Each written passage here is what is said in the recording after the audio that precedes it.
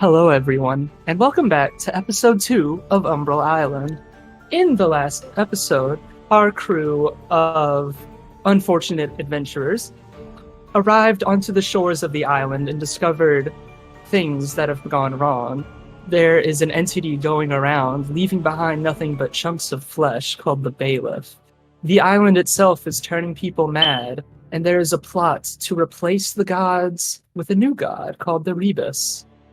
The party is currently inside of the tallest building on the red light district. They have just been debriefed by the leader of sort of a resistance movement, Miss Sylvie, who works at the tallest building in the red light district. We're going to cut to about 30 minutes after last session ended. The party has had the chance to sort of explore a little bit while the party member Melody is being healed by one of the healers in the facilities. So, we're going to just say, party members, you are on the only streets in Hare's Hide that has functioning businesses and commerce and civilization. What would everybody be doing for the 30 minutes that Melody is being healed? We'll start with Mr. Knight. So there's business, commerce, and stuff like that around here, you said. We're Yes. still like near the red light district. Yes, so this whole street, it's like one side of the street there are the red light buildings, and then on the other side would be places of commerce, or there's also the church there. And also apartments. I don't know if we had decided if we're going to the church together or if I should just, because I could do if it's nearby, I'll just do it by myself. Yes, it was nearby, so y'all could go together or y'all could go separately. It doesn't really change too much. It'd probably be better if y'all all went together. I'll ask the group, because I need to go. I'll ask the group if they want to come with. Just, like, as we're exiting, waiting for Melody, just like, well, I need to get to the church. As I've mentioned before, my weapons aren't necessarily magical in nature. Oh, sorry, shouldn't have said that. I'll get used to it. But if anyone wishes to come along with me, We'll join you, I believe. Yeah, sure. Lead the way. right?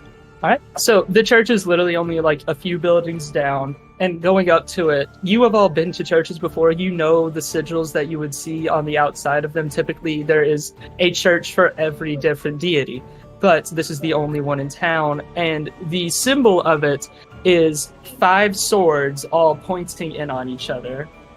And it is the symbol at the top of the steeple of the church. The doors themselves are giant wooden doors that have not been scavenged yet for firewood. The building is made out of a strong marble stone with lots of stained glass windows. What does everybody do? Well, I assume it's a church. I assume we just should be open, correct? And I'm trying to push the door open? The door creaks open. On the inside of the church, it is currently lit with the similar method of the other buildings. There are many fireflies shoved into paper jars and things of that nature that are giving off a greenish yellow hue to the entire building. There are people in the church that are in the front row pews, all on their knees, giving vague prayers. And at the pulpit of the church, there is one man leaning over, giving a silent prayer. You can assume that this might be the priest of this church. Well, he's on his knees. I'm going to walk up to him and just gently tap him on the shoulder. He looks behind you, and you see he is a more handsome man. He's got dark hair with a salt and pepper beard. He turns around, and he looks at you. He's got on black priest robes with a little rope tied at the waist. Sort of like the monk robes from old Christian churches.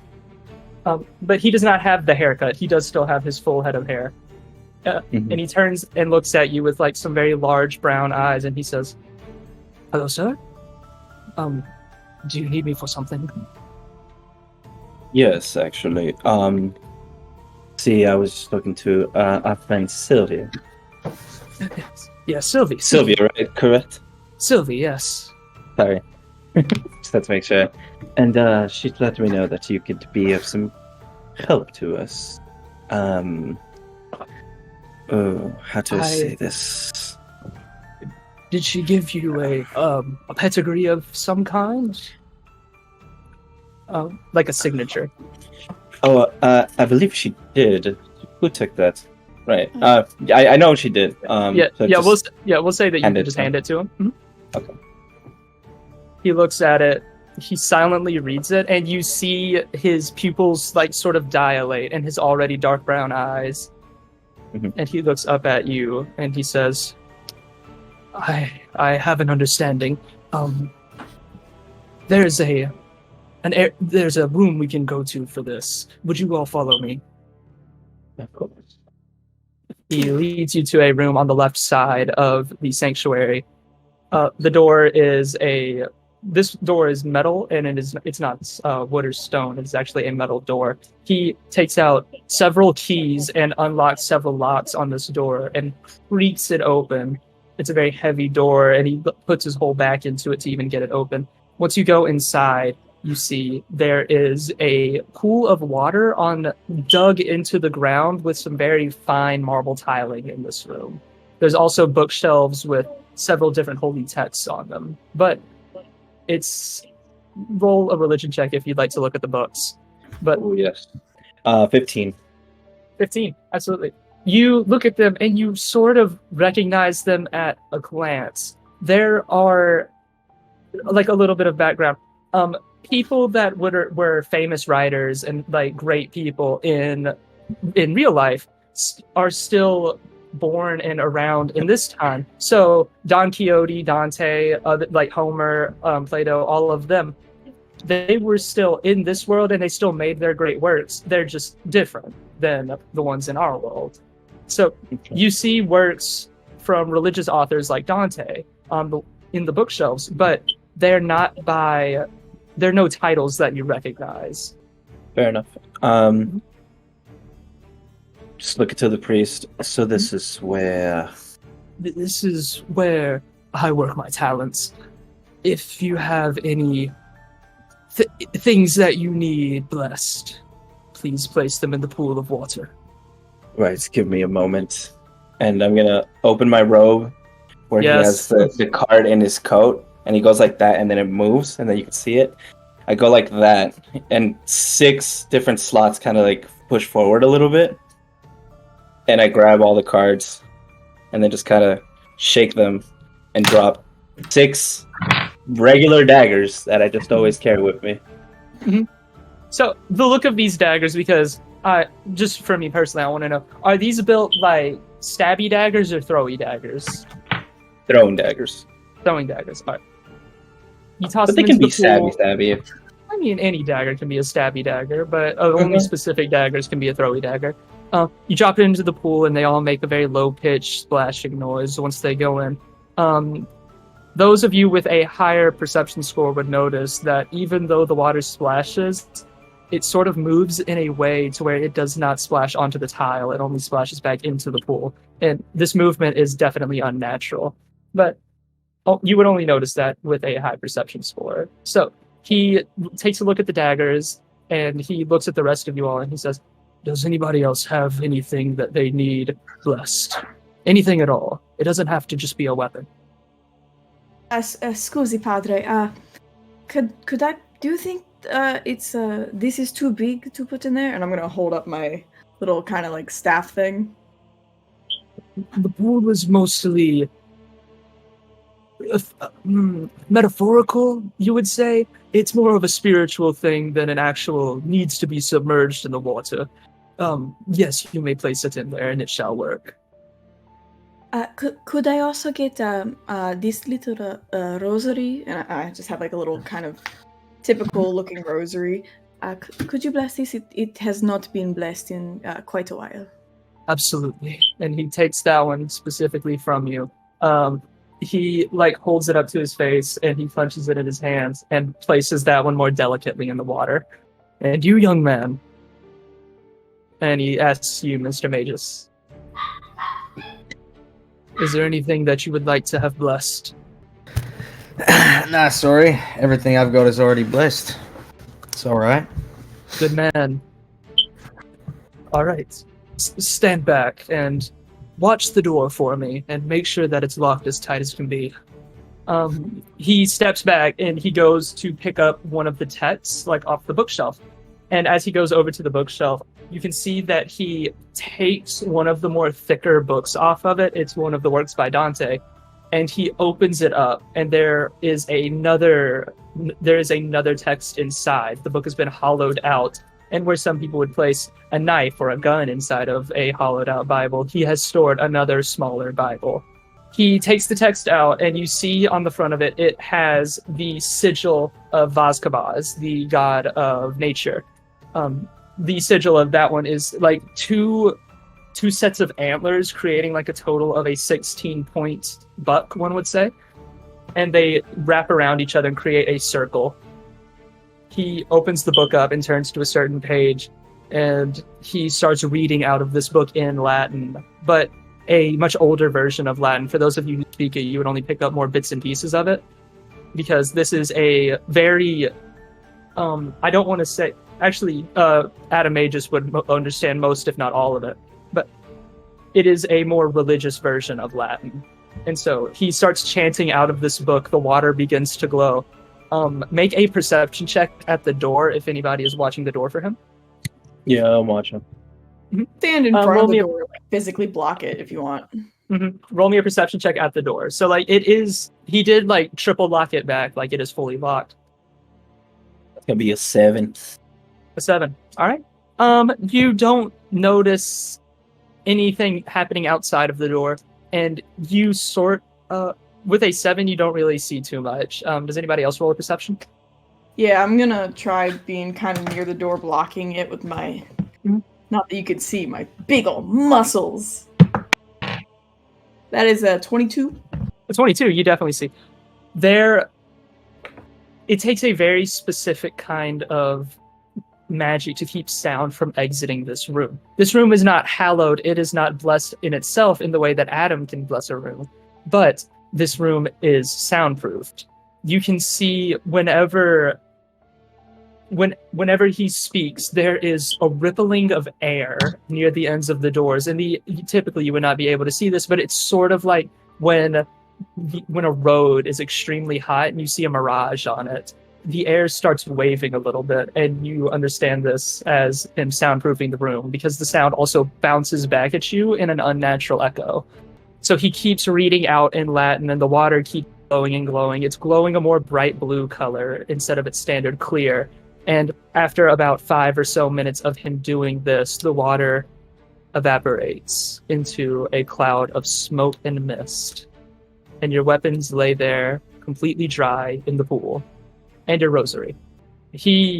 Afterwards, he slumps down in a very exhausted pose and rolls back onto a sitting position on the floor and holding his head in his hands. What does everybody do?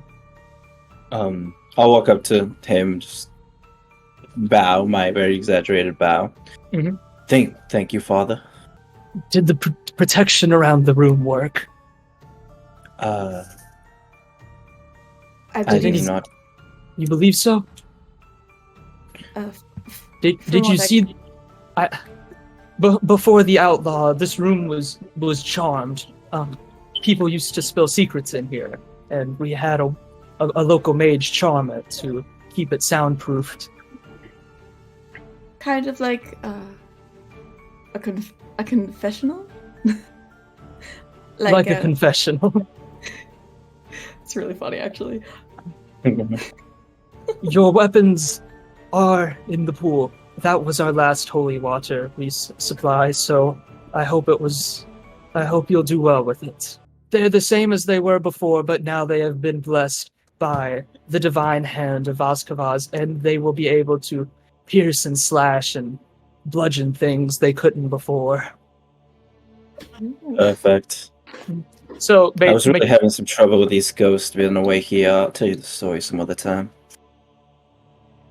I hope you'll live to tell that tale. So mechanically speaking, all of the weapons in there are now magical in nature, but they don't have like a +1 attached to them or anything. They're just magical, and so when a monster like a ghost, it says it can't be hurt by anything that isn't a magical weapon, your weapons are now magical. Perfect. Is there anything else that you would like to ask of the preacher? Padre? Yes. While it's not a blessing like you did for the weapons on my rosary, could you just, and it does not have to be any kind of special in nature, I feel like this has not been touched by holy hands in a very long time, and I was wondering if you could just say or a few words on this journal I have here, just for my own peace of mind. He says, certainly, of course. And he forces himself to stand back up, and he reaches his hands out and he takes the journal from you. He does not open it. He would see that as an invasion of privacy. But he takes his hands, he places his hands on the journal, and he, with one hand on the bottom, one hand on the top, he pulls it closer to his mouth, and he begins whispering a small prayer into it. And afterwards, he takes the journal, he holds it up, he puts it down a little bit, just moves it a little bit, and he, places, a kiss onto the spine of it, and he hands it back to you. Grazie. Thank you so much. You're very welcome. Do not tell anyone that you were here. You know that this is culturally taboo in the world right now. Or our worlds, at least. What's culturally taboo? I didn't see a thing. Yes, of course. He places his sort of God of Nature Bible back into the novel and closes it back up and places it back on the bookshelf where it was before. And he begins ushering you guys out of the room. Is there anything else that you all would like to do in the church or with the priest? Me, just while I'm here, I'm just going to take however long it takes to put my daggers back into cards into my robe. But I'm only going to put 4 back, and I'm going to keep 2 on me at all times. Because now Absolutely. I feel like anything could happen at any time, so I'm just preparing. So, how do you think that looks? Because I sort of see it as a sleight of hand check, where you just it's a dagger, and you flick it, and it's a card now, and then you put it back on the board. Yeah, I mean, we could do that. Depending on how long it takes, because I know we had talked about it before. Depending on how big an item is, it could take me a little bit longer. But with a dagger, I would assume it's just kind of I'll still down here because can't use magic. Still down here while I'm down here. I'll take the dagger and I'll kind of just flick it between my fingers. And as I'm doing that, it just, as I'm saying an incantation, as I'm doing that, it turns it back into a card, and I just. Absolutely, yeah. With small items like that, it would probably be to put it back in an action, to take it out a bonus action, we'll say. Perfect. But I am keeping 2 on me at all times. Absolutely. All right, you have 2 enchanted. You have all now have some sort of weapon that is magical or blessed in some way now. We'll say that is enough. We're gonna cut over to Melody. Melody, you wake up in a cold sweat on an uncomfortable cot, and the only thing you see above you is the giant frame of Ilitorin finishing casting a spell on you. What do you say to this? You have been unconscious, or at the very least immobile, for about, we'll say, a day or 2. Please tell me we are off that goddamn boat. Yes, we are in fact off of the boat, but we're in a different location now. We made it to Umbral Island? Yes, we did, and our allies and Aaron went to head over to the church that's not too far away. Do you know which church they went to? From what we were told, there is only one. But after that, they were going to go to another location. I don't think we could really talk about that at the moment, but I will be a distraction for you all so that you can get in and out a little bit safer, hopefully. So you're not coming with us? No, there's plenty of people in this building that need my help far more than the 4 capable ones that you all are. And Aaron. But you're the only one of them that I trust. Well, the important thing is to learn to trust those that we do not know. We had to put a lot of trust to you and get this room, and I'm not going to let that go to waste. Thank you for helping just a little girl that you didn't know. It's a I'm going part to of my miss you, job. Victorian. We will see each other again. I shall stay in this area, most likely. If I'm not here, I'm probably dead. But I need to go hunting in the woods for a little bit. I have a man that is taller than me to go and hunt. Be careful with him. I am nothing if not careful, darling. And Ilitorin walks out. Could I try to hug Ilitorin before he goes out? Not gonna Roll stop. for a hug. Just kidding. Roll for a hug. Like I imagine Ilitorin was like in the doorway, basically already heading out, and you stopped them in their tracks. Yeah. I just like kind of run up beside Ilitorin, and I'm so much smaller than him, I imagine, just barely getting my arms around his lower waist. Or their lower waist. We need somebody to keep them in line. And if I can't do it, I know that you can. We will see. Thank you for remembering my parasol. Of course. Made sure I didn't get any cuts or bruises, just like what I did with you. And then So, disappears as into the building. As Ilitorin departs, you are left alone in this room. All of your things are there, and you smell faintly of olive oil. I forgot about that. You know that your party is only a few buildings streets if you would like to go and rejoin them. Yes. I'm going to leave the parasol, but I'm assuming I have a cloak of some sort, so I'm going to don that and kind of pull the hood up as I walk down the streets to rejoin them. So, do you exit the building? I guess so. As you do, you are met with the faint sound of falling rain, and you look out onto the skies of Umbral Island. This island is dark, darker than anywhere you've been before. This is the first time you're seeing it with your own eyes. You know that it was getting cloudy and stormy on the boat, but here there is almost zero light coming through. No light of the moon, no light of the sun. The only lights that you can see are that of the torches and the street lights of the district, or of the street itself.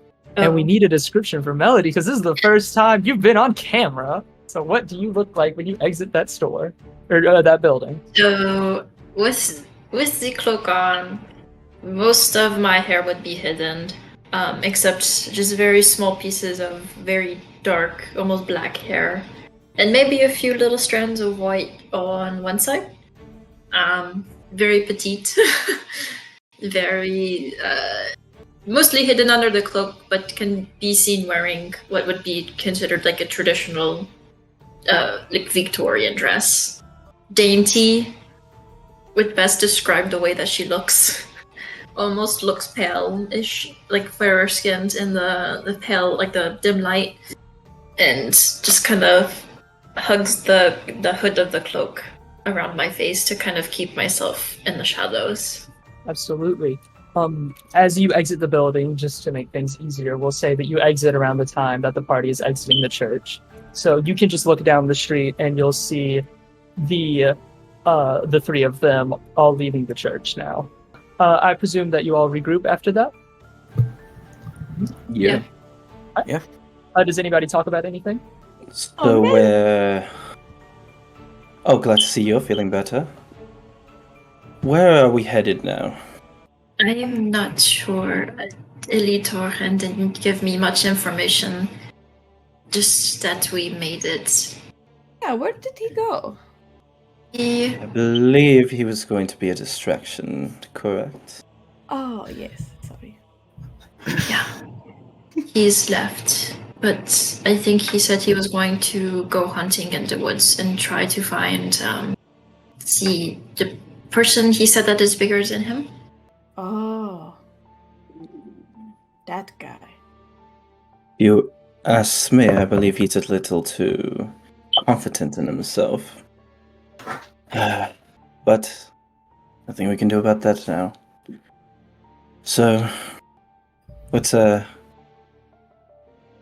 well, I guess if you're doing that, then I guess our first motive is clear. Go to this person's house. Try not to speak of anything too much out loud. Sure. To whose house? How Or was how are is we this gonna not know? something we can How are we gonna know when he's distracted?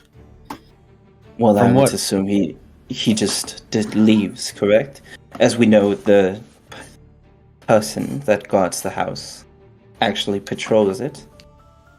Sure. So once it leaves, that'll be a small window for us to... Right. So I guess our first plan of action, we've got to get there, right? Yes. Is everybody prepared? Yes, we're prepared.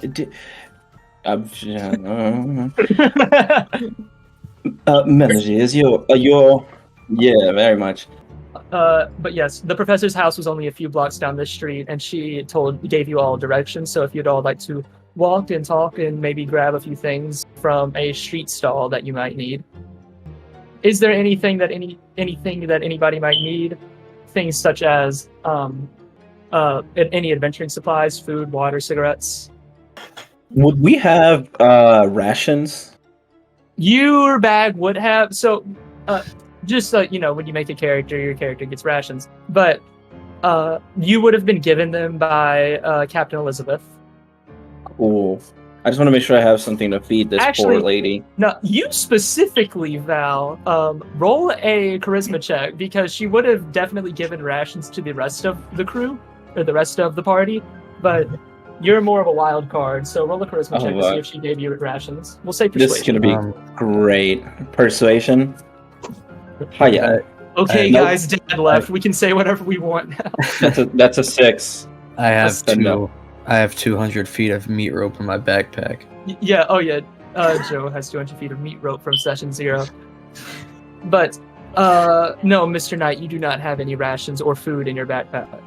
As long as someone has, I just want to, I'll say to the group, poor lady's probably starving. We probably want to take her something to eat so she doesn't eat us. How strong is the meat rope? Could I climb the meat rope? Grab it out of your bag and do like a strength check with it. Right. Aaron, when you say that, you see Mel laugh visibly for probably the first time since you've met her. As long as my meat rope. Right, so I like pull a piece of the meat rope, just like it's on a spool, right? It's like it's not just a fucking pile. No, it's a spool. It's a spool. So I pull out like a piece of it, and I just check it. I just pull as hard as I possibly can. Yes, you very much break it. It has it's been dried. It's got about maybe like 20 pounds of force to break it, something like that. You couldn't climb it. A squirrel might be able to climb it. What if I braid it into a meat cable? Now that you can do while long resting, but in theory it would work, but You are dimwits. I have extra rations in my bag. I have real rope if we really need to. Well, me too, but I wanted to climb the meat. You know, Olive oil. we could talk about that olive later. oil. See, yes. Adrien, is this what you've been dealing with for the past however many days? See, yes. I'm so sorry. I am here now. Oh, beautiful. Oh, beautiful. Yes. Yeah. We did go to the red light district. That was fun. I don't believe we should be drinking the what's it called? Ale here. I heard it is no bueno. No, you don't want any of that. It's no good. Thank you for that insight. I only drink wine. You got me there. You really do. You know I am a lady, Adrien. I did not drink the ale. I know. I was not thinking of your personal preferences. I just remember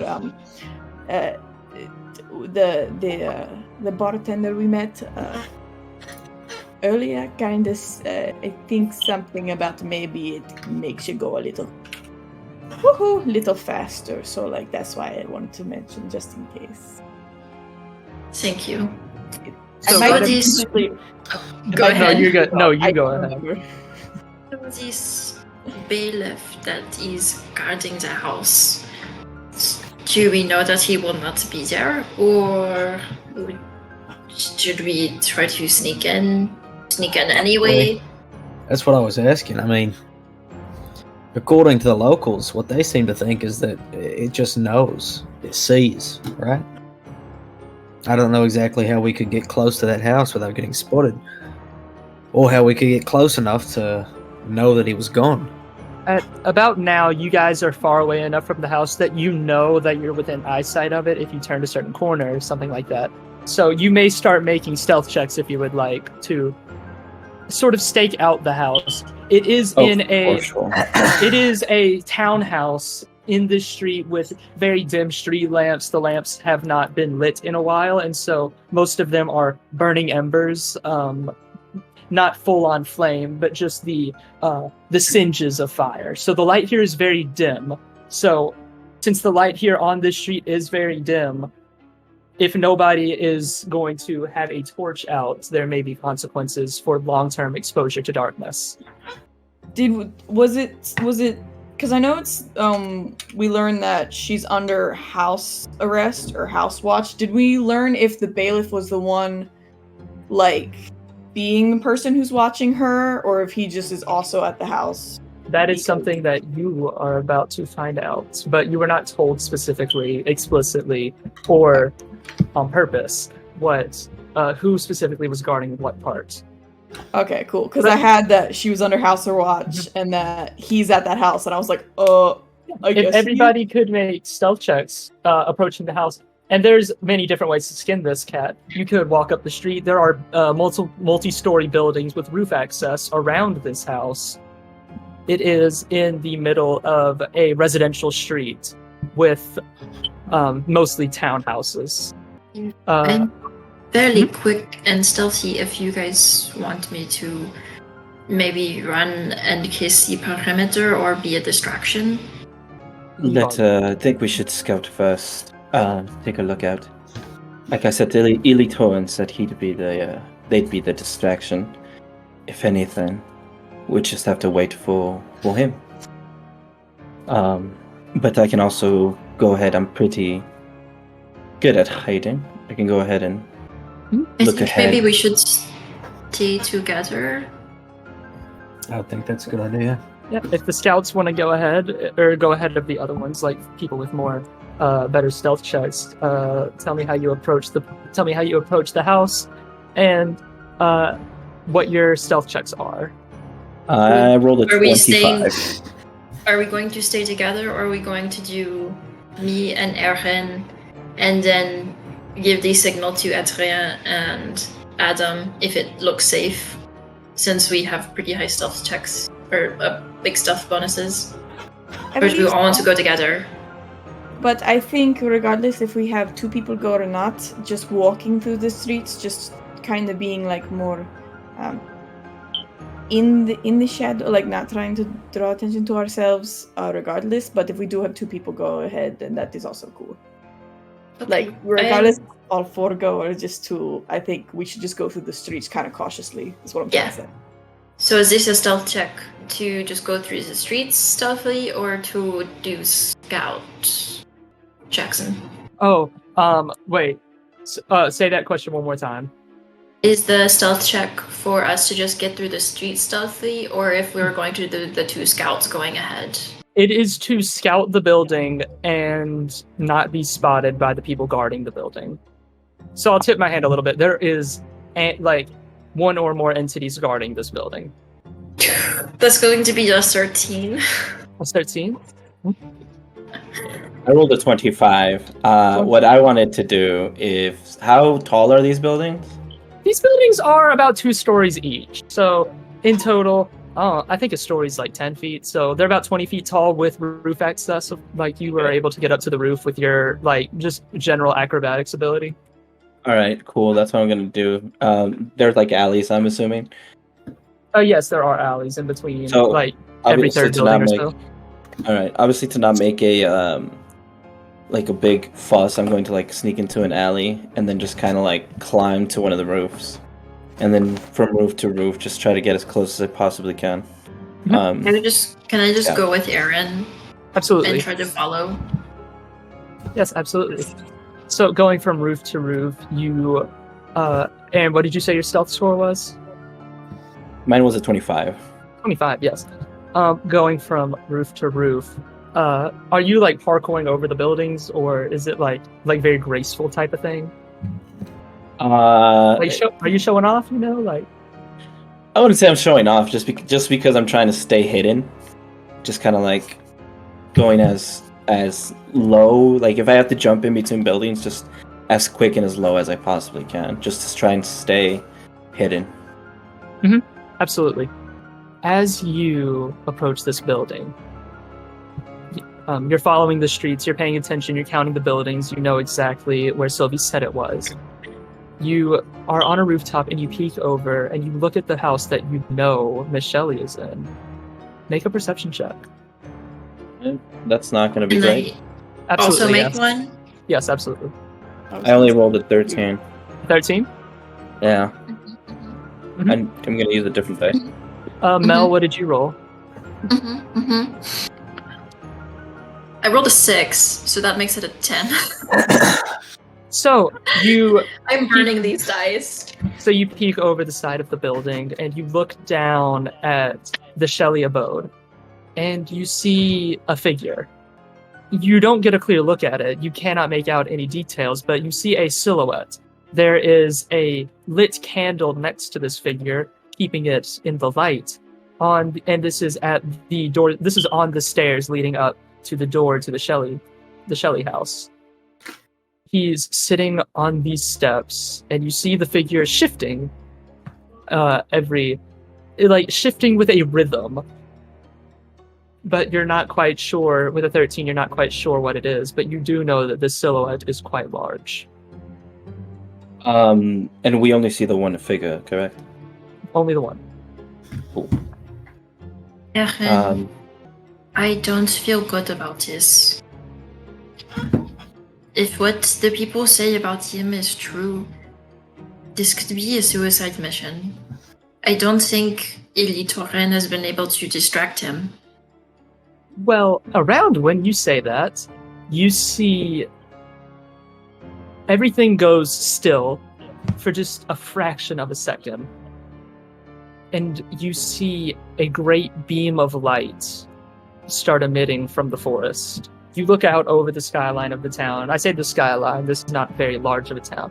But you look out over the roofs, and in the woods, there is a great beam of light entering the sky, a magnificent beacon of daylight. The only daylight that has been visible on this island for possibly years. As that light enters the sky, yes? Oh, is this true sunlight through magic, or is it just a very strong piece of light? This is this is the daylight spell. And this great beacon of light is dawn, being launched throughout the woods, lighting up this whole town. And at this point, you get a flash, a look at the the entity that is sitting on the steps, and you see that it is more than just a silhouette. It is a silhouette of a person with a long black jacket and black slacks with a white button-up and a red bolo tie. It also has a black hat on top of it. Less of a fedora, more of a smaller black sombrero style of hat, not like the stereotypical sombrero.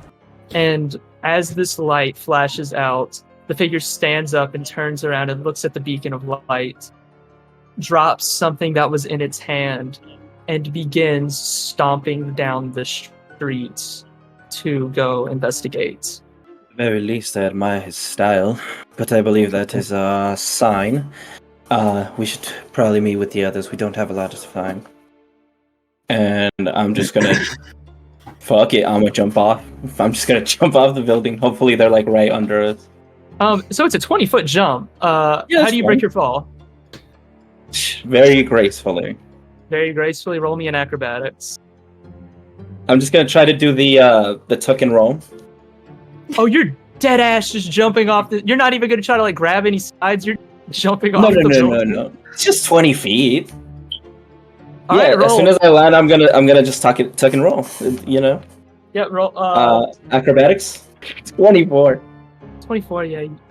I really want to give you this 5 damage that I rolled for fall damage, but I'm not gonna. So, yeah.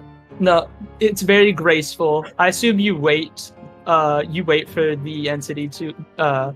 It's the bailiff. You wait for the bailiff to get out of like sight range before you do this. Yes, of course. Absolutely. Okay. How do you signal the rest of the group? I'm hoping they saw the light, and I'm just gonna look around. And if I don't see them, I'm going to... no, that's not good. That's not good. Ooh.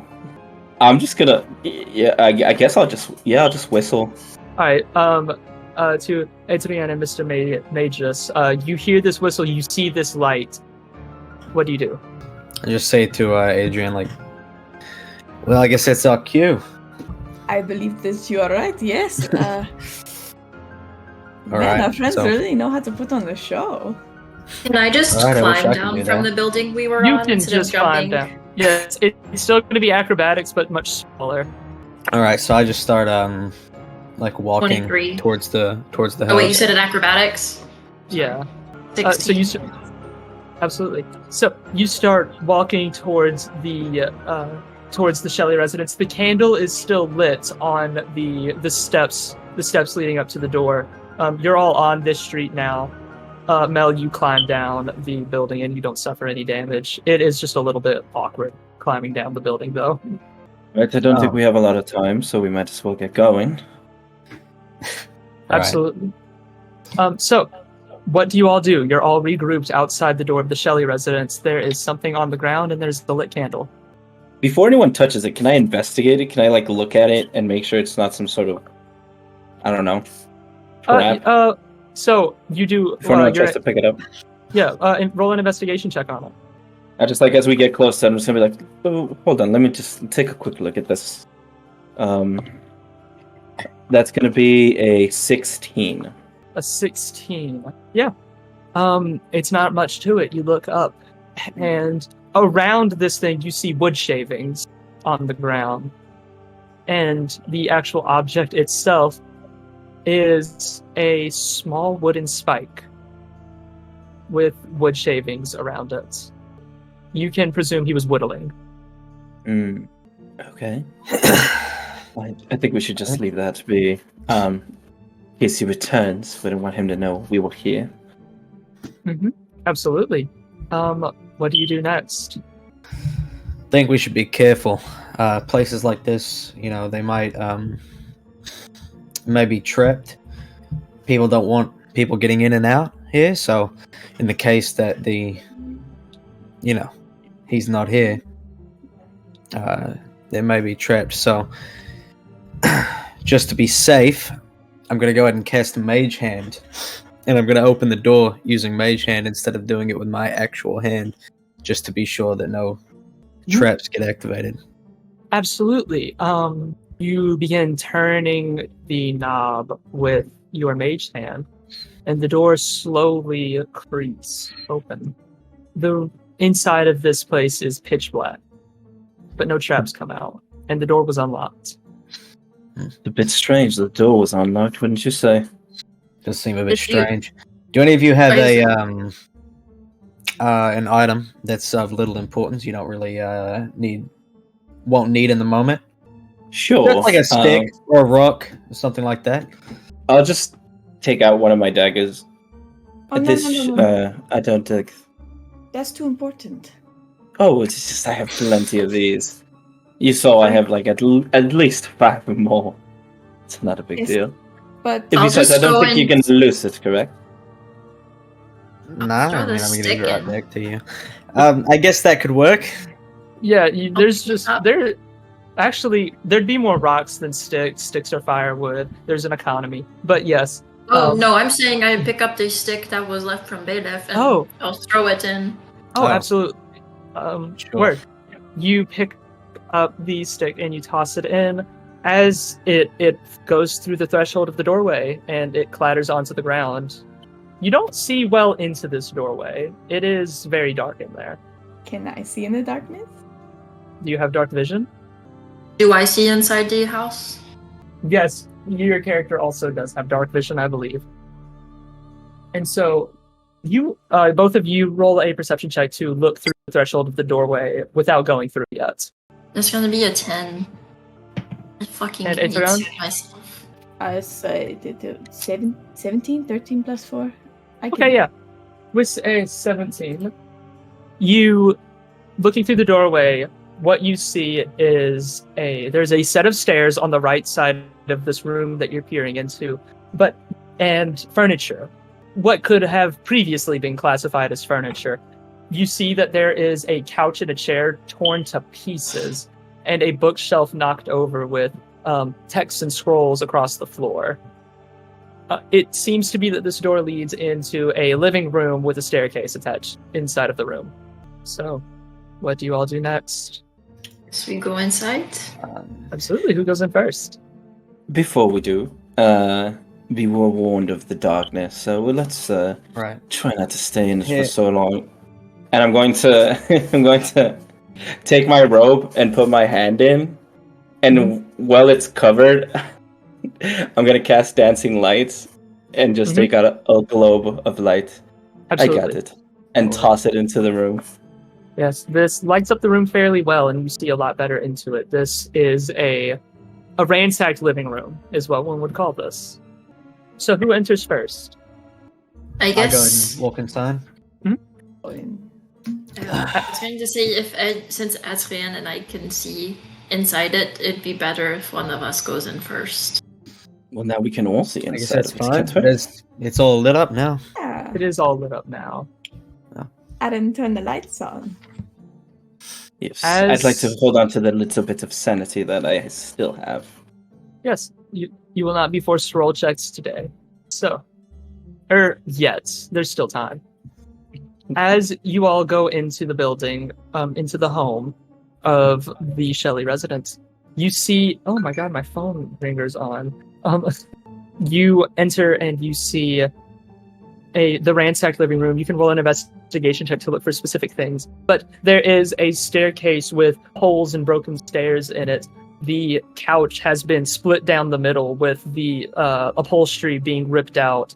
The wood being there is no wood, actually. You look at the couch and it is just ripped up upholstery with no actual wooden support on it. So they're mostly just ripped up cushions sitting in the floor. There's the same with the chair nearby, and several bookshelves have been dashed and thrown into the floor with many different scrolls and books on them. What does everybody do in here? There is a door at the back of the living room. Can I go I'll try the door? Yes, going up to the door, it is locked. Like you jimmy the door handle and it is locked. Can I what try do to you- slide gonna- my dagger in between the door and the frame Hmm? to try to get the lock from the backside? Or, Yes. Roll me a sleight of hand for that. And what were you saying, Mr. Knight?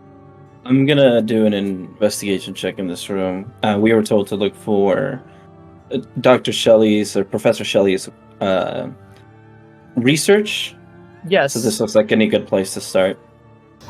Yes, begin rolling. That's an 11. 11. You stick it through there, and you feel where the knife stops, but you don't know quite how to adjust the knife to actually pry the door open. I would like to roll above a 10 this session.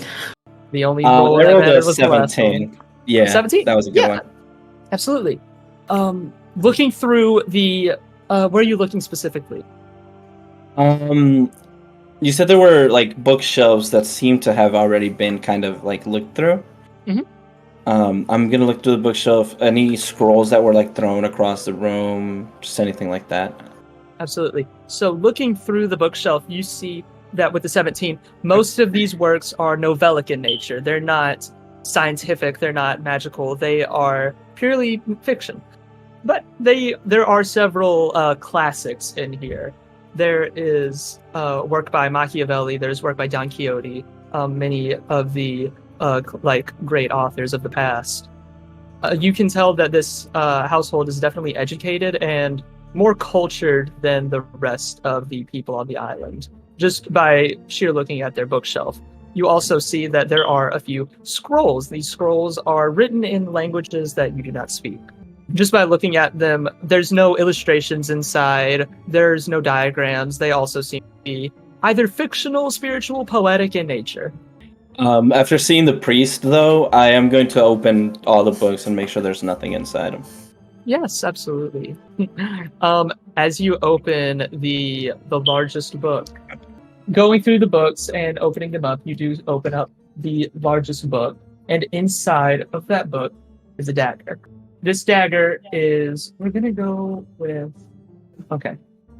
This dagger is a metal that you may or may not have seen before, but it is a Damascus steel blade. The blade itself is curved to the point of almost a full crescent moon shape.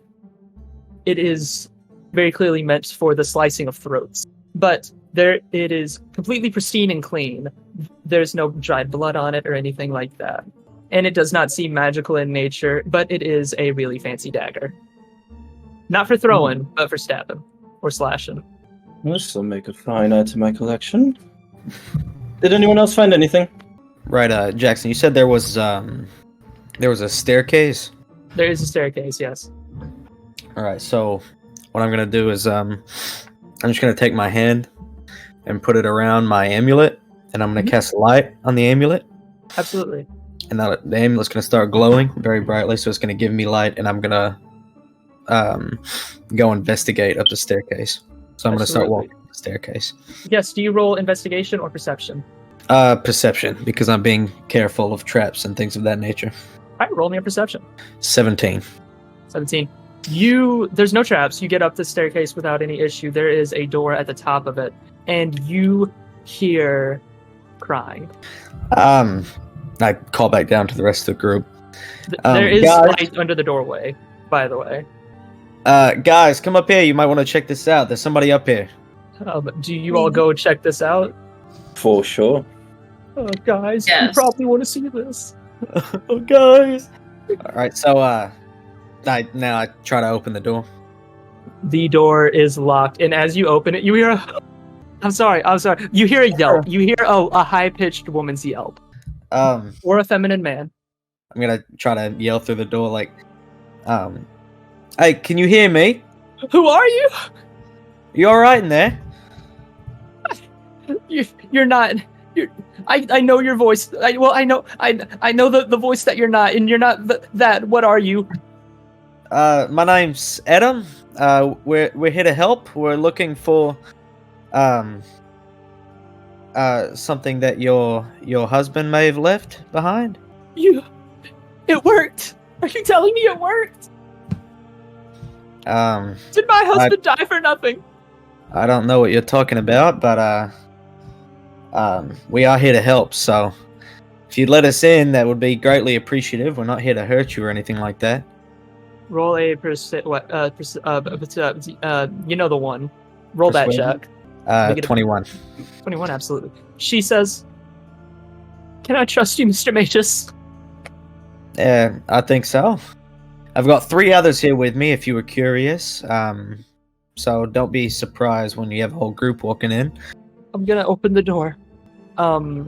You hear a lock undo, and you see a deadbolt sort of move out of the way of the in between the door and the wall, and the door creaks open, and you see a very skinny woman. She is in a black Victorian dress. It's very modest compared to what Mel may be wearing or what like other dresses, but it is a very modest dress, and she has brownish hair sort of like done up in braids behind her head, and she has very apparent cry marks on her face. She is a very beautiful woman. She looks 30s, 20s, something around that nature. She opens the door for you, and she looks at you. I assume the rest of you are also at the door? Yes. They kind of trailing up in the back. She looks at all of you, and her eyes widen, and for the first time in she doesn't know how long, there might also be a smile on her face, just and a grin of being in awe. And she says, "Oh my, it worked. Look at you. Look at you. Look at me. Did you hear him?" With her opening the door, and I see how like skinny she is, I'm assuming she's not getting fed that well. So I reach backwards. Yeah. And I Dear pull God. out some meat rope. You want some meat rope? Nutrients, food. Yeah. It's. I got a lot of meat rope. You want some meat rope? I haven't had protein in a while. Got plenty, I promise. She reaches out, and I'm gonna roll a check for her. She rolled a 3. She very apparently just pulls out a knife and slashes at the rope, and like takes a good couple feet of it, and begins like gnawing on it. All right, can we come in? She leans back while eating the thing. She beckons you in. The room is a bedroom. There is an unmade bed in the room, and also another bookshelf. But just looking at it, there's nothing in it. It is an empty bookshelf, and in the middle of the room there is a brazier. I think that's how you pronounce it. The bowls with fire in them. Now she's kind of like sitting. You said she's kind of like in a corner, just eating, right? Yes. Or the room itself is torn to shreds.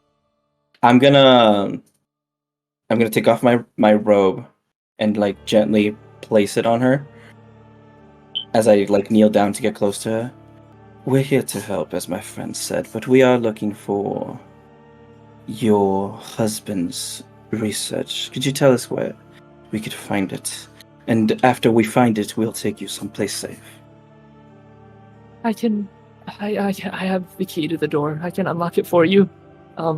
She swallows the food in her mouth, and she says, "I can take you there now. It's the door. It's in the living room. It's the door of the living room. I'm sorry. I'm still sane. I'm still me. I believe you. It's just. But if you... This is normal madness. I promise. It's been a long time since I've talked to a human and eaten meat rope. Yeah. Animal, right. Presumably animal flesh. Presumably. I don't know where he got it. He's had it for days. Thankfully, it stays fresh in somewhat. It's salted. Yeah. To me, this is the equivalent of eating a perfect steak, if you will. Oh my gosh. Oh my gods. She looks at all of you and she says, "You're perfect. I don't know what I expected. I didn't expect it to work. Me and Percy, we weren't sure it was gonna work, but it did." And she is just smiling ear to ear and almost weeping.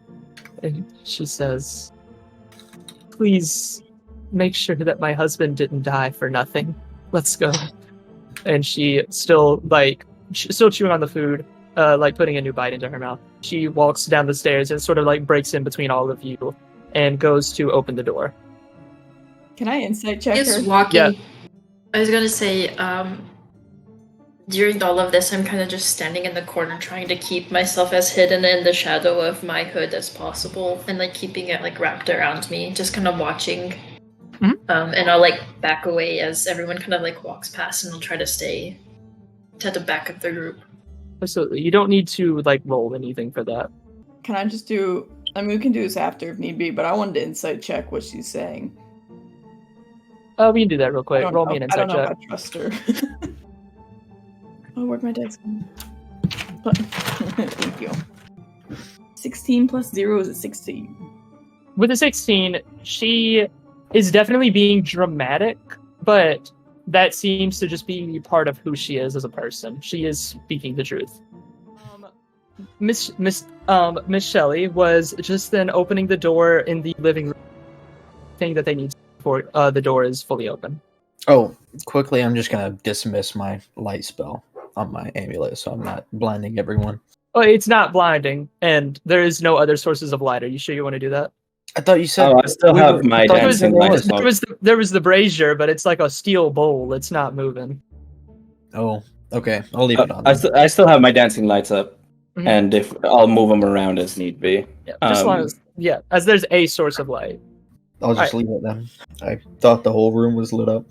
Not the room that we're heading into. So, as she swings the door open, she does so without looking into it. She knows what's inside of it. She's seen the inside. It's just been a very long time. She throws the door open and beckons for you all to enter, but she stays on the outside. She says, His things are untouched in there. There's a board. There's a cork board where he had most of his information. You feel free to look through it. All right, thank you. As you go in there, you see a murder board on the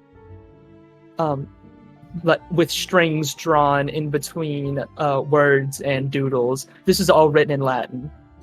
And also in this room, you see a blanket thrown over the ground, and under this blanket there is a lump that is about 5'8".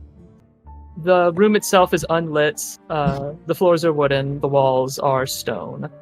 There's a murder board and a blanket thrown over a 5'8" lump. What do you all do? I'd like to put a blanket off the body.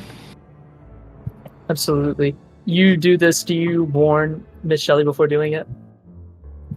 I thought you said she already was like looking away. She's looking away. Okay, you're good. So, as you do this, you pull the blanket off, and you see what seems to be a normal body. You start with the feet. The feet are still there. The legs, it's all fully clothed. The torso, the neck, the lower jaw is there, but nothing above that. With surgical precision, everything above this body's lower jaw has been removed. 2 questions. Absolutely. When I see this, does it look like... Probably not. The bailiff was bigger, correct? Probably not the what? The bailiff was a lot bigger, taller. The bailiff was around, from what you saw, you didn't get a full glimpse, but a range of 8 feet to 10, maybe 9 feet. You're not quite sure. It's hard to gauge heights when people are that tall. Right. And when looking at this is an actual human body. Like that is this... a dead body. Yeah, of course. Yeah. Deadest guy ever. I'm just gonna whisper, maybe you want to cover that up. That might be Mr. Shelly. There is no might. But before you do, That's no boy, in it. I'm just gonna look through his clothes and see if there's anything in his clothes, like notes or anything. Yes, roll to grave rob. Of course. Madam Shelly, do not look right now. Do not turn. That's going to be a 24. That's 24. Looking through the pockets of this person, there are 2 things that you find. You find a pocket watch, and you find a pack of cigarettes. The pocket watch is sterling silver with a sort of not radiant glow to the actual face of it, but a very bright white paint on it, and with a Roman numeral type of clock. It is still. It is no longer going. It has not been wound in a long time, weeks, and the cigarettes are. Oh yes. Like, so if it hasn't been wound for weeks, like, it's gonna sound kind of morbid. What does the state of does it look like someone who's been dead a while, or does it not? And like, because it could be like, oh, for some reason or another, he still like looks fresh. I'm like, or does he look like he's been dead a while? Yes, I'm glad you asked that. This body is decayed. Like, it is decaying. It is about... Well, roll a medical check. Let's see how decayed it is. 5. Since it's mostly fully clothed and there is not a face, you can really only tell this from the teeth, the hands, the neck. You don't really know. It's shriveled. It's definitely shriveled. This is not a fresh body. You can tell that just from the smell of purge fluid. But it is, with a 5, this person is not a skeleton yet. And that's really all that you can get out of that. Cool. Shelly, would you like us to bury him so you don't have to do it? She looks, she does not look. She is very stoic. She is very... You would say she's handling this well. She says into the living room, that would be very nice of you. There's no good soil to do this in the ground, and we don't have a graveyard. That's a whole other ordeal. But if you could bury him in the woods when you leave town. I guess I'll look to the others. Is this something you guys think we could do? Sure, why not? I mean, I guess. I'm not carrying him, but sure. It's probably a little more work than we need to, but sure. Excuse me, I forgot. We haven't really asked your name, Mrs. Shelley. Oh, my first name is Mary. Mary. Mary, if you mind, do you have a piece of paper or a notebook of some kind? I have several. She goes back into the living room and she takes a notebook off of the bookshelf, and she says, "This one's mostly blank. Ignore the first few pages." Perfect. Perfect. Thank you. I'm going to go back into the room, and I'm going to the board. I'm assuming is big, correct?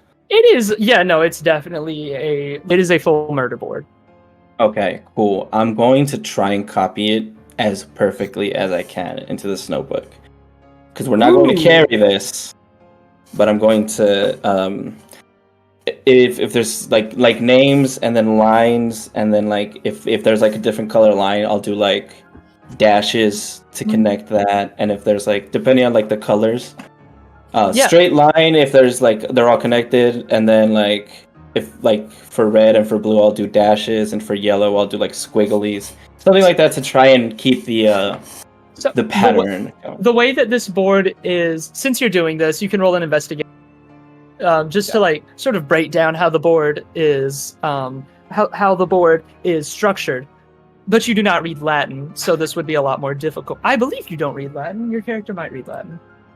Yes. I'm just copying what it says. I'm not trying to comprehend it. Absolutely. In doing this, what was your investigation roll? Investigation's going to be a 22. Okay. This board is not color coded like you were saying. It is more. There are districts within the board. So one section of the board is about something, and then another section is about something else. But you can tell that because there are very thick, like almost what looks like paint that is separating certain sections from others. But it all does meet in the middle with the symbol on the Rebus Church. And I'm also trying to do this as fast as possible, knowing that our time is probably limited. Oh yeah, you're good. And you're going to still make a good reconstruction of this on your paper. Yes, what were you saying? Can I still see the dawn or the daylight spell through like a window or something. If I see that come off immediately, that's my cue to. Let's see. Let me look up how long that spell lasts. Let's see. Oh. My notes say that it's 1 minute. So by now, it definitely would have faded. Okay. But We would have been long gone if that's the cue. But yeah, I'll still trying to do as fast as I can. But I'm also trying to see if I hear anything. So, to those of you that may or may not read German, do you Latin. Latin, not German? Yes. To those of you who read Latin, cough, cough, Mr. Magus. Sure. So I'm going to try to read what's on the board. See what some of these connections being made are. Roll me an investigation check. 21.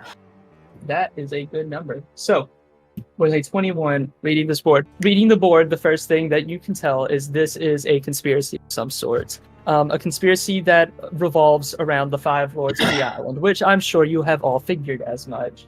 But the 5 lords are looking to bring about a dark plot. Do you have written down who each lords are, or would you like me to give you that right now?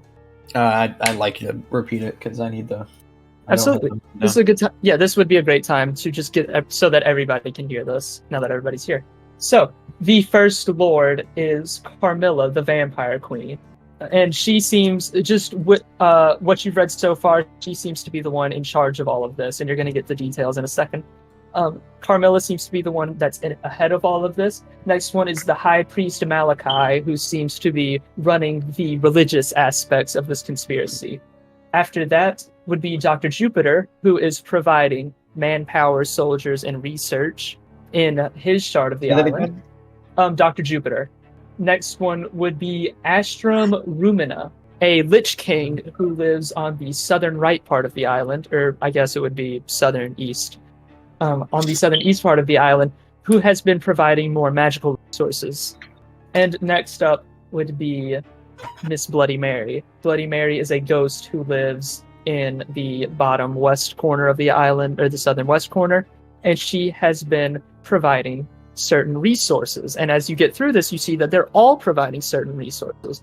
From looking at the section of the board devoted to Bloody Mary, she's providing something called Fear Concentrate. You've never heard of this before.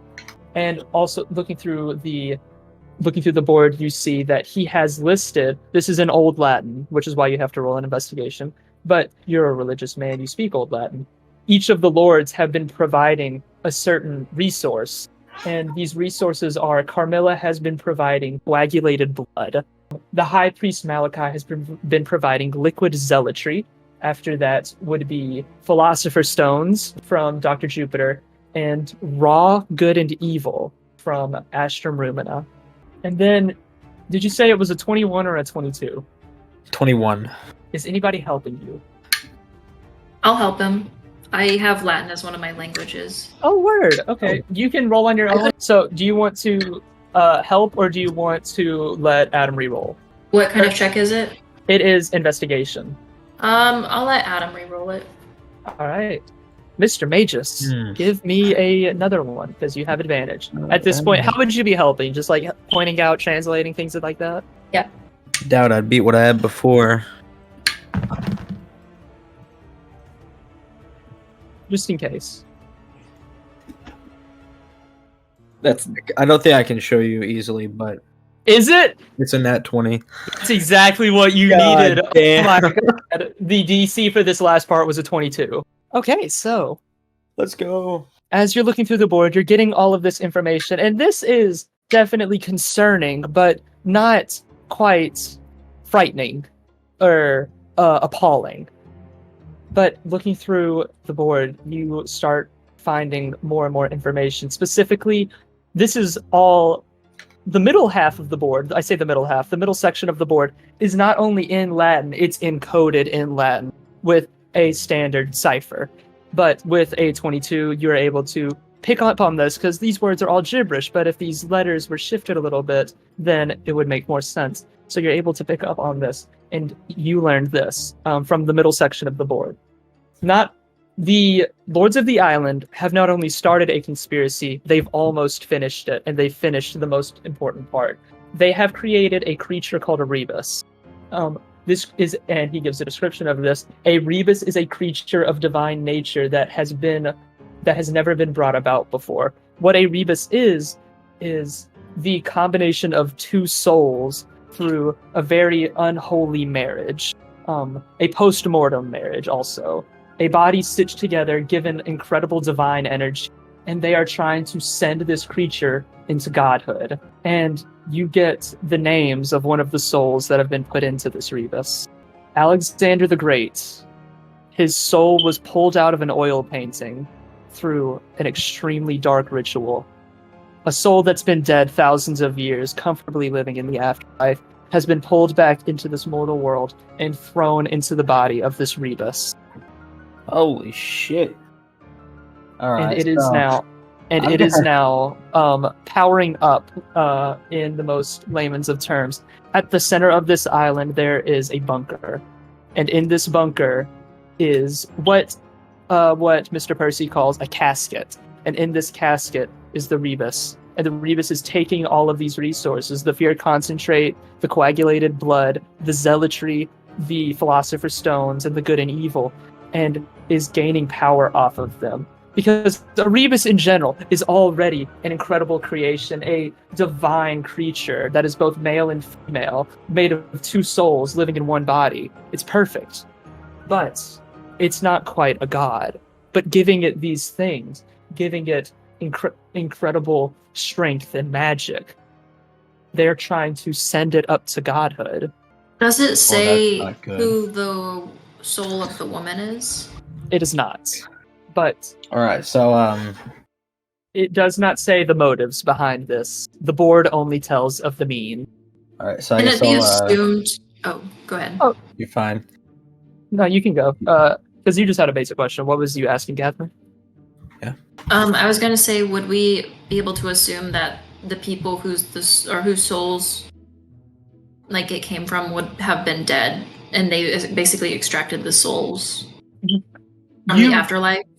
You know, from at the very least one of them has been pulled directly from the afterlife, and you can make an arc to see if you have maybe heard of this before, because a rebus is little alchemy lesson. I used to study alchemy in real life. A rebus is a real thing that people did try to create, but the issue was when you sew two bodies together, it usually kills them.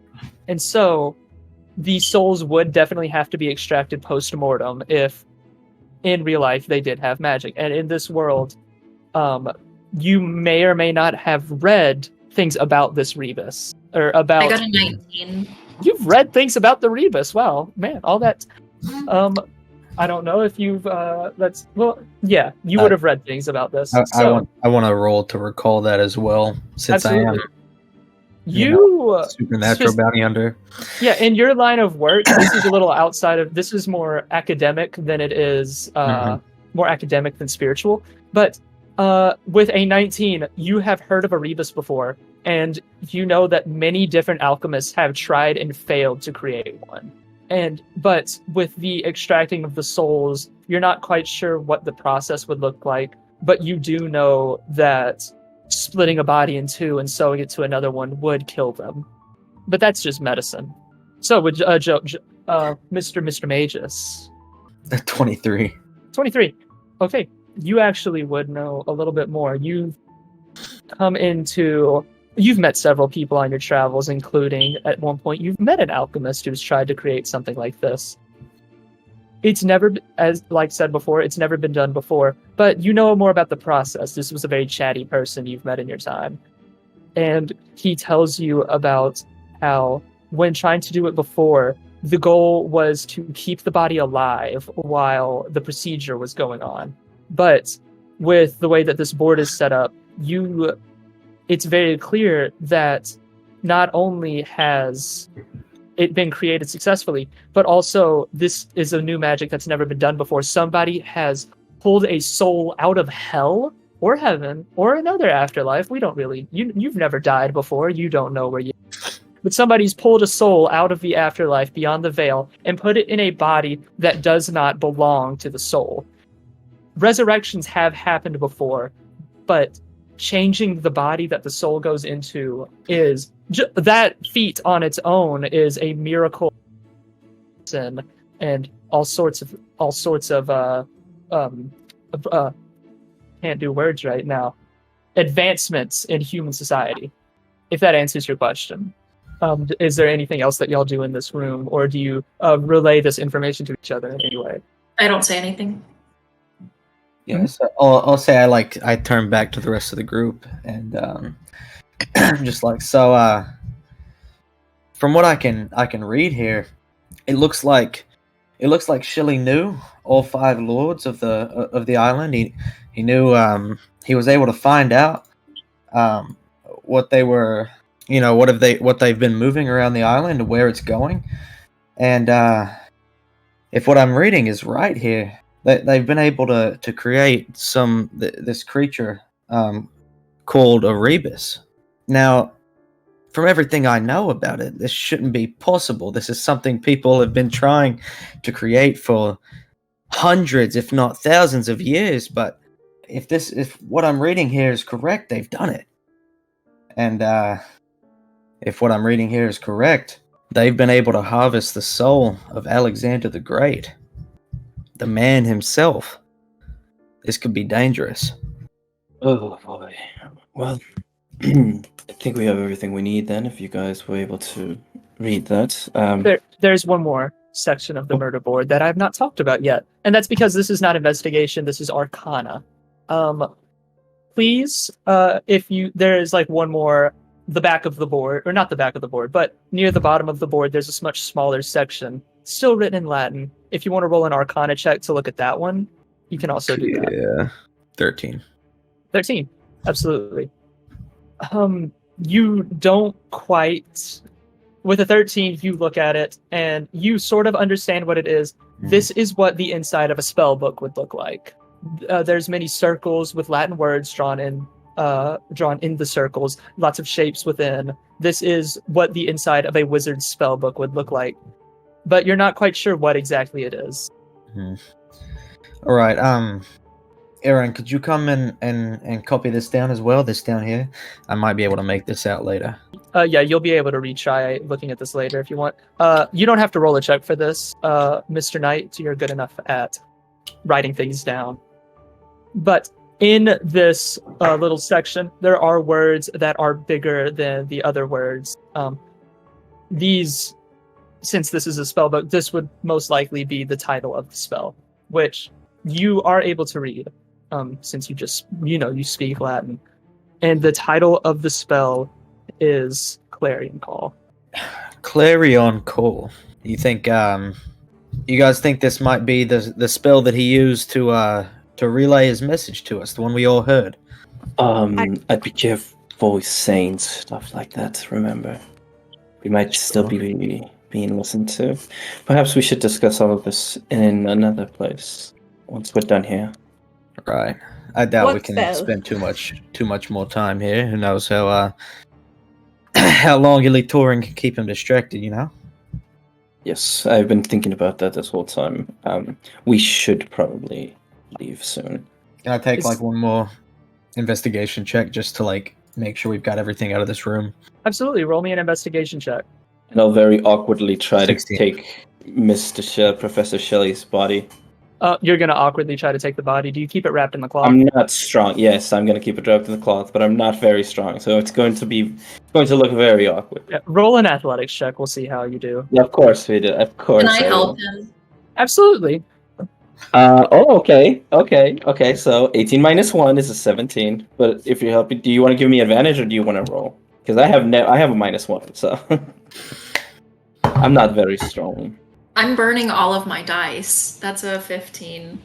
So I'll make sure the blanket stays over him. With that roll, Val, you said it was an 18 minus 1. Yes. You're able to lift the late Mr. Shelley off the floor. So, Joe, what was that final investigation check? 16. A 16. You do not see anything else in this room that is worth looking at. You've got everything from the murder board copied down. You've got all that information. There is, I believe we've covered everything in this room. Just as Jackson saying that, like, I think we've covered it all. Okay, I'll go back to Mrs. Shelley, and I'll ask her is there anything else that that Mr. Shelley wanted us to see, or is this all? Well, that's the only other room in the house. It was previously a kitchen, but there's I don't think there's anything else. I can't read the board. I don't read Latin, and I'm not a practitioner of magic, so I can't help with too much of it. He purposefully did not let me know any of it. It's an information hazard to know. It would have been it may have gotten me a death sentence knowing about all of this. Right. Nobody else knows, though. All of the information given to Percy was given by Sylvie. She's been around the island more. She's traveled, and Percy just took what she said and took his own observations and knowledge of magic and science. So he had such a beautiful mind. Do they know that your husband was aware of all of this, or? Well, it was very easy to find out that he sent the message. On the island itself, there was a lot of pandemonium that day. They killed him an hour or two later. But, has anyone else had access to this room? The bailiff may have. I'm not quite sure. I know that that's where my husband was laid to rest, but if the bailiff understood it, I don't know why they would leave it up. Great question. But if he didn't understand it, why would he leave it here for other people to come find? That's the question, is it not, Miss? I've never caught your name. Oh, hi. I'm Adrian. Adrian, however you want to say it. Just, I don't know. It's my name. Hi. Yeah, if it hadn't been found by the bailiff, I believe you said, yes. I would say we should destroy the remaining evidence, but seeing as that it was left here, you didn't know this information, but I would say if you knew it to be true, or if you perhaps they left something that wasn't your husband's doing, like a little, like when you leave out like the cheese for like a mouse. You believe that the bailiff could have left bait? Perhaps. I can't rationalize why else this very valuable information would be left here and not either taken or destroyed. I think that is a thought that you should chew on, Miss Adrian. I'm not sure. Again, I can't read it. Oh, me neither. My friend gave me a little summary, like a Spark Books is one might. It was a translator back in my village. He did remember his name. Anyway, yes. There's one thing I don't understand. Why would they take his skull? I mean, did they want his brain? Is it just a show of power? I'm so sorry, Mrs. Shelly. I should have told you to cover your ears. But I can tell you if you'd like. I mean, if you know why they took it. My late husband had one of the strongest brains on the island. And, well, what happens to strong magical brains? Dr. Jupiter gets hold of them. And he uses them in his evil, his science, his dark science. For all I know, and the thought of this haunts me, but my husband could have been turned into more bailiffs. Or something even worse. Or his brain may just be a trophy. So, a bailiff is like people parts put together, but the rebus is like people's souls put together. Precisely. The bailiff has one soul, but the soul is shared between the many bodies. Percy was quite fond of this topic. The way that the bailiff works. Do you know how a lich works, by chance? Have you ever run into anything like that? I'm sorry to interrupt, Miss Mary, but I believe maybe we should have this discussion on the road. Oh my considering gosh, that you're the so right. Bailiff could probably return at any moment. Before we leave though, how often does the bailiff actually come in and check on you? I haven't seen him. I don't quite know what the bailiff looks like. Perfect, so he won't know, but we should try to leave everything as we found it, just to make sure we don't leave any trace that we were here. And as we walk out, the stake that Melly threw inside, I'm going to put back on the floor how I remember it to be. Try to leave as little evidence that we were here as possible. Gotcha. On the way out the door, I turn back around to Mrs. Shelley, and a little meat rope for the road. I'm walking with you. What? We're going. Are We're you not leaving taking? her here. Yeah, are We're not you not leaving her taking here. me to a shelter? Will you not be found? Well, the bailiff never comes inside, and the door stays unlocked. So, I doubt he'll check. He might be a little curious after the little spell that went off. I would still prefer to go to the shelter. Sure. Honestly, now that you're all here, I'm sure he'll be a little too busy to guard me. You want some anyways? Sure, and she takes it. All right. So on the road back to Sylvie asked you to bring her back to the tallest building. Is that where you all go? Yup. So arriving back there, just to get back into the conversation that y'all were having. Getting there, the hostess at the waiting room desk, she sees Mrs. Shelley and she leads you all up to a room, like not a completely safe room. This room isn't soundproof by any means, but just a room that Miss Shelley can stay in for a while, and you all can continue your discussions. So, she was asking you if you had heard of a lich before. Roll Arcana checks and see if you have. I would definitely assume that Mel and Adam have heard of a lich before. The lich isn't like a dark magician of sorts, would you say? It's sort of like that. But as you all get your rolls back, she says, a lich is an immortal creature, a creature that was once mortal that is now immortal. Through a dark ritual, it stores its soul in a box called a phylactery. The bailiff is sort of like that. There is a phylactery somewhere in Dr. Jupiter's lab where the bailiff's soul goes when it's killed, and then the soul is put into a new body. It's so he looks a little bit different every time, but it's still him. He still remembers everything. Is there anything else that you would like to talk to her about? No, not particularly.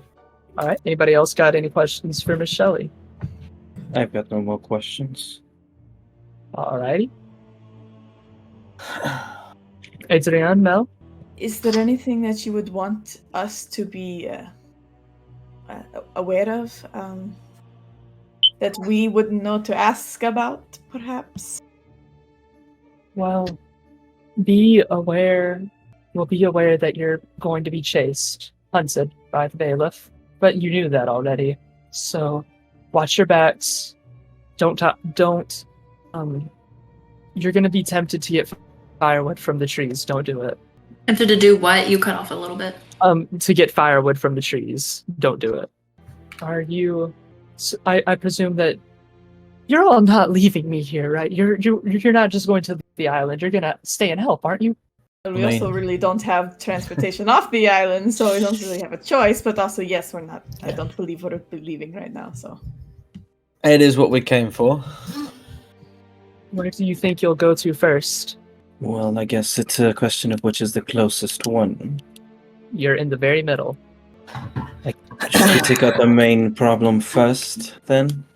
If we take out this doctor, we might be able to take out the bailiff. If that's where its phylactery is. You really think that trying to go to the wizard's house is the best idea? That's going to be the most powerful place there is. Well, we figured the vampire queen was the most powerful. And isn't Astram Rumina, isn't that the magician guy? Astram is the wizard. Dr. Jupiter is an alchemist. Oh, that's right. That's what I meant. Similar. They're both intelligence-based casters. It would be my guess, but if anyone has any other suggestions. Ghosts, mad scientists, dark magicians, mummies with like big heavy quotes on it, or vampires. I think I'm with Aaron on this one. I mean, we get rid of the most prominent problem first, which seems to be this creature, or the means of making new ones. At least that people would be able to speak freely. That's what I was thinking. It would cause mayhem within the island itself. If their god, or if their thing that they have to control the people was already taken care of, they would be a little busy dealing with the islanders themselves, giving us a little more room to breathe. Makes sense to me. Perfect. What does everybody else have to say about that? You know, a plan's a plan. I mean, we're going to have to face them all eventually. So although I do think that perhaps if we do take out the doctor and so his ability to make it the bailiff, I feel like they're probably going to notice that pretty quick. So I say that after we go there first. That is not that I don't question that. We go to whoever, because logically we would go to the next closest person if they know we're trying to take them out. We trick them and we go to the farthest person after that, so they don't think that we got little duck and dodge, dip, dodge, duck, all that stuff. Yeah. Sure. Sounds like a fair thing to me. Makes sense. What about you, Melly? What do you have to say? I can call you Melly, right? Let's call me Melly. It is just Mel. Ilitoran was the only person that could call me anything outside of the Mel, or I will kill you in your sleep. Alright. Forgive me. Yeah. Anyway, I don't know. I feel better maybe taking out the mummy first. It seems pretty easy. Which one was the mummy? That would be Malachi, the high priest. Malachi. Sure, but we have no way of knowing what kind of defenses they have. I mean, at the very least, with with Dr. Jupiter gone, we could at least not have to be looking over our shoulders all the time.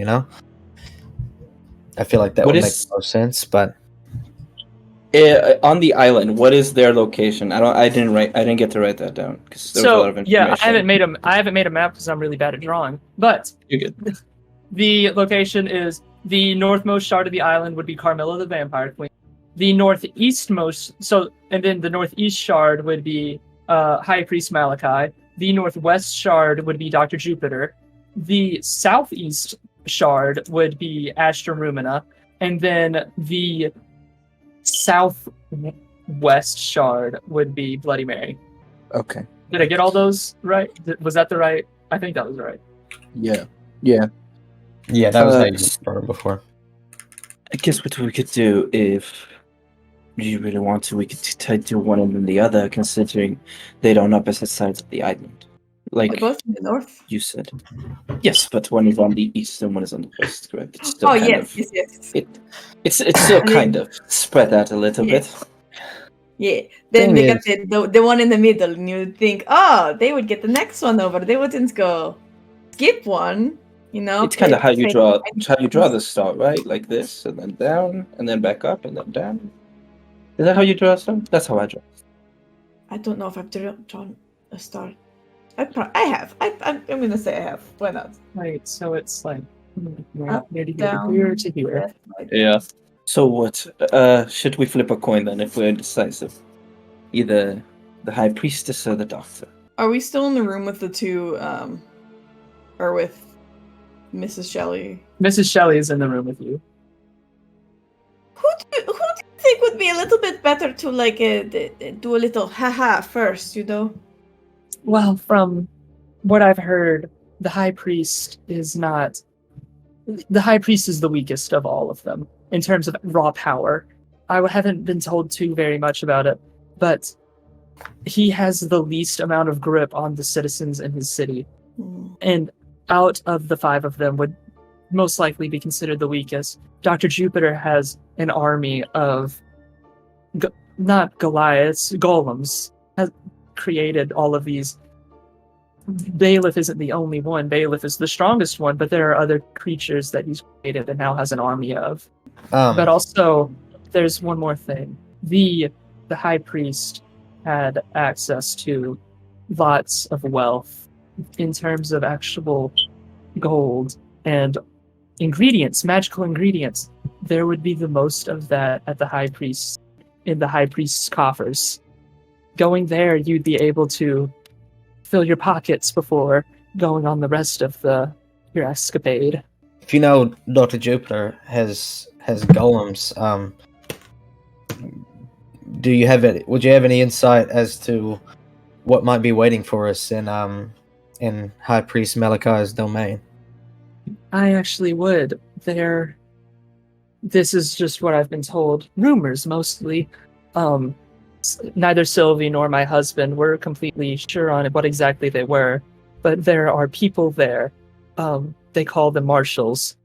Their faces are wrapped in cloth, and their bodies are mostly covered by long either steel or very tough leather armor on their bodies, and they ride on flaming horses, I believe, and they patrol the cities. And you said this High Priest, he's the one with the least control over his city? His citizens have they've been doing the best at revolting. Well, now I changed my mind. I think I'm gonna have to agree with you, Mel. Maybe taking on this High Priest and getting his city, his little town to revolt, that might have to send some... Yes? Not too hard to agree with me now, is it? Sure, so I guess... do we all agree then? We go to the northeast point first, find High Priest Malachi, and take her down. Is it he or she or what? Malachi is a male name. Okay, I wouldn't know. I say male, masculine. If we kill Malachi, do his gods also happen to disappear?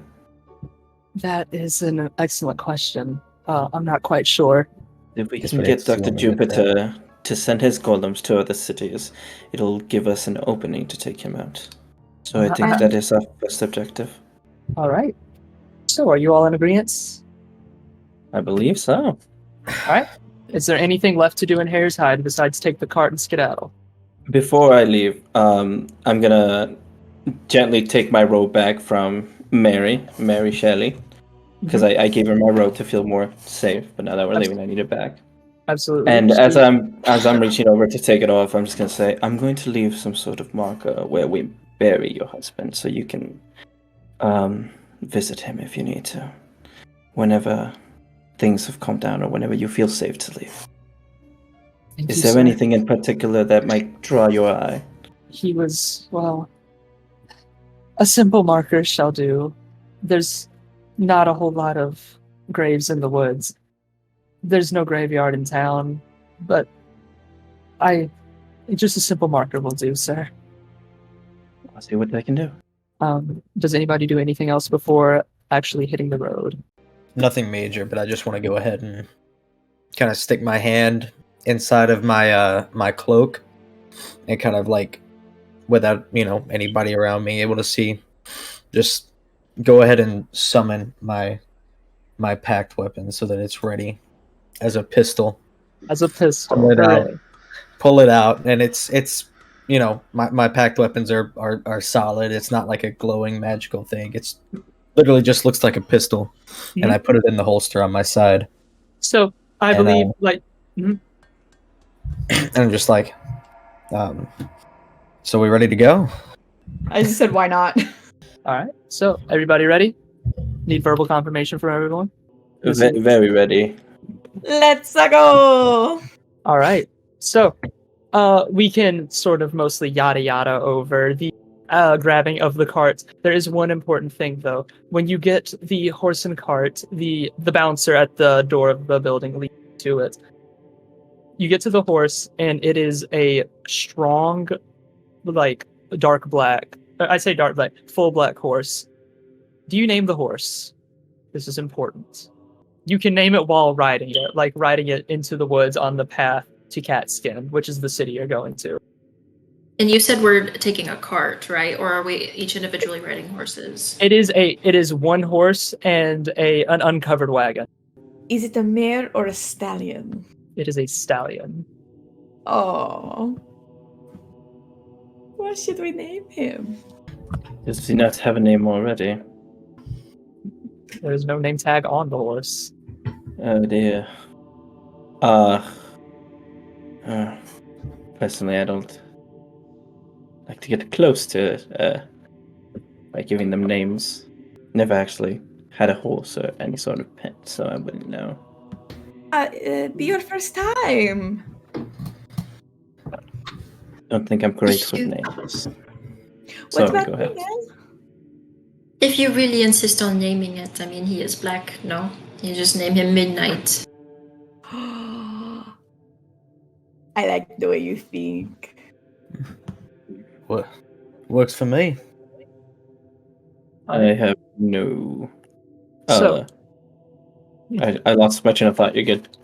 So, as of now, we can cut to about you're an hour into the trip. It's going to be about a 6-hour trip in total to ride to Catskin. The island is not very large. What do you all do during this time? It's about an hour into your trip. Since the spell that Ilitorian, I'm assuming, cast is, I'm assuming, done, is it kind of back to where it's just dim outside, like and It very is- cloudy, or is it still raining? It's there's still like a very like gentle rain just because of all of the giant dark clouds. It's never going to stop raining.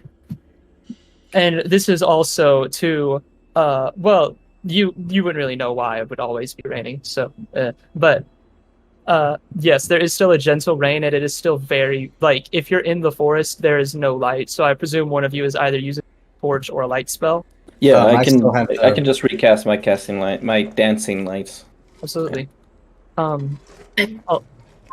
And riding through this trail, it's not paved road. It's definitely not like a built tile. It is just grass beaten into the dirt where it does not grow anymore. And you're following this dirt trail to Catskin.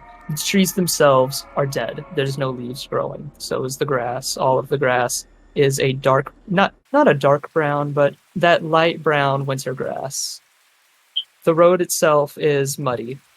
There is no dirt. It is all mud. Finding a place to bury Mr. Shelly is going to be difficult. And on this road, the trees themselves, with none of their leaves, I would like you to make a perception check. I am actually probably riding with my head down, with my cloak kind of just pulled over, so I'm not looking. Okay, absolutely. It's great. 18. 18. Joe I rolled in that one. and Olivia 19.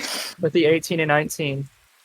As you drive past the trees, if you ever turn around, the trees turn to look at you. There's no eyes on the trees, but in the short window of time where they're not in your field of vision, they shift to where they're always facing you. You never see a different angle of the trees. I have a question. Yes.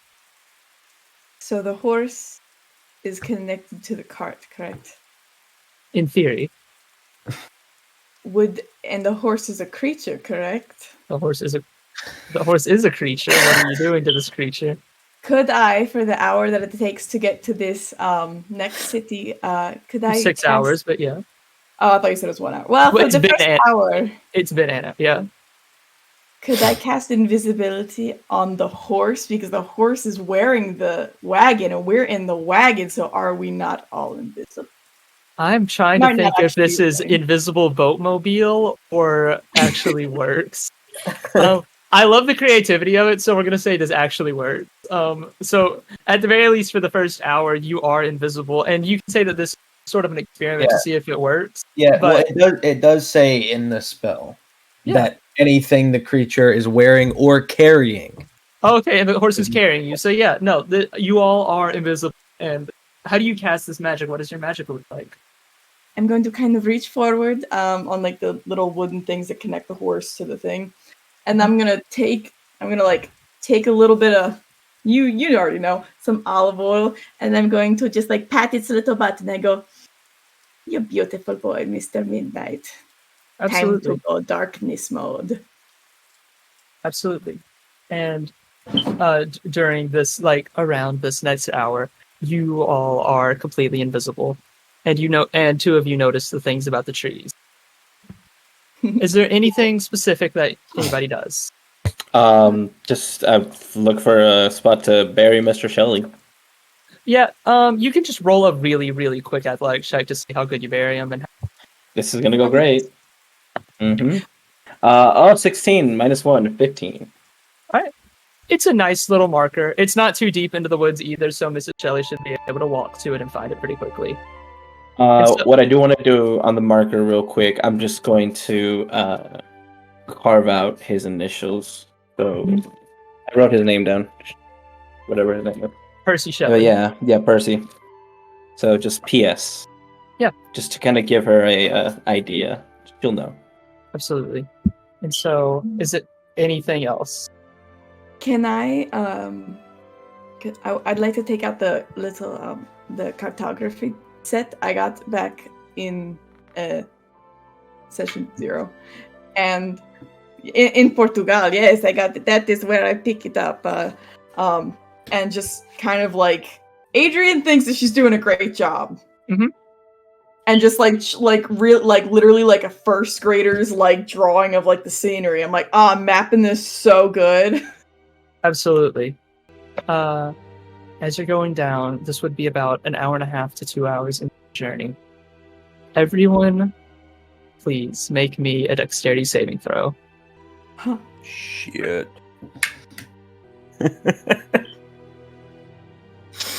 Natural one. That's a 7. 7. Wait, who got a natural 1? 1? Natural one. Would danger sense That's 2 in a row. on dex saving throws against effects that you can see while not blinded, deafened, or incapacitated? But I also You could. Okay, this does count as something you would be able to see. You can take advantage on this. Yes.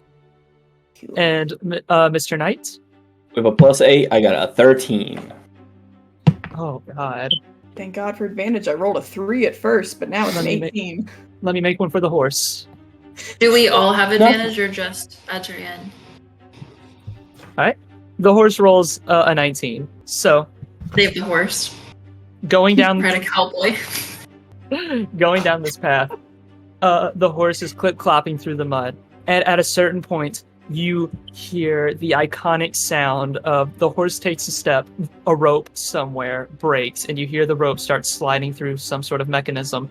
And a log coming out from the top of the tree line slides down. Adrian, you are able to duck. The other 3, you are hit by this log trap, and you take, let's see here, 10, 12, let's see, that's 18. You take 24 damage. God damn. Bludgeoning. This log falls down, slides back, hits the 3 of you, and knocks you clean off the wagon. You're now 5 feet behind it. The horse... somebody can roll an animal handling check to see if the horse runs away or not. Probably Adrian, since she's the only one left in the cart. Adrian, animal handling. 3. 3. Shit. The horse is skedaddling down the road. Just for y'all's state of mind, it's not going to fully run away, but it is going to run a decent bit away. So the horse runs down the road, and while it's running, it dodges an obstacle that's standing in the middle of the road, and it keeps going over the hill. In the middle of this road, rain pouring down, 3 of you drenched in mud and bruises, there's a 9-foot-tall man in a coat that drags the floor, takes the hat off of his head, and you see, with your light spells still activated, a toothy grin with more teeth than fits in a human mouth. Beady red eyes like that of a rabbit, and on this pale, hairless face that looks like it's been ripped directly out of a cursed painting. He grins at you, he takes his hat off, and he says, "It's pleased to finally make all of your acquaintance. You know my name, and I know yours. But, for the sake of formality, I'm the Bailiff." Does anybody react? Am I there? Yes, you are. Did you jump off the cart or did you keep riding? That's a good question. My dumbass thought I was still riding away. Did you jump off or did you keep riding? I don't. Shit. I probably would have stayed on to try and, like, wrangle it, but I also, as soon as I saw people were left behind. He looks at you with this giant grin, too many teeth, red eyes, and that's where we're going to cut it. We're going to roll initiative next time. How far away is he from us? 40 feet. Actually, And then 40's too far, 30 feet. And then Adrian's on like the other side of him from us. Adrian is on the... So Adrian's maybe 70 feet away from y'all, 40 feet away from the Bailiff. Okay. I'm just gonna, before we call it, all I'm gonna do is I'm gonna step back and just go. Put your hood up. Yeah, and I'm gonna mimic his taking off my hat. I'm also gonna take off my hat and he's like, "Pleasure to meet you," as I reach for a dagger. Mr. Mage, is going to do anything dramatic? Yeah, I want to, because I want to do this before initiative because it takes an action. You're all good. I take a moment. I kind of like look down and I kind of like half whisper the word "fuga," which is flight. And is that Latin? Am I dumb? Yeah, it's in Latin, and it activates my cloak, my wings of flying, Wondrous cloak that spreads out into the wings of an eagle on my back, ready to take flight. And I pull out my pistol and I point it at him. All right. We're going to catch y'all next time. So that's where we're going to cut it today. We're going to roll initiative and deal with the consequences of your actions next time. Consequences of our actions.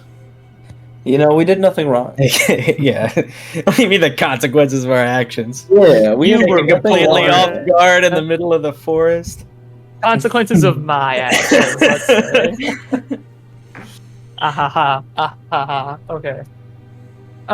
But I think that's where we're going to end this episode. So thank all of you for playing, and more importantly, thank all of you for watching. The fame has gone to my head. Bye-bye. Bye-bye. Bye.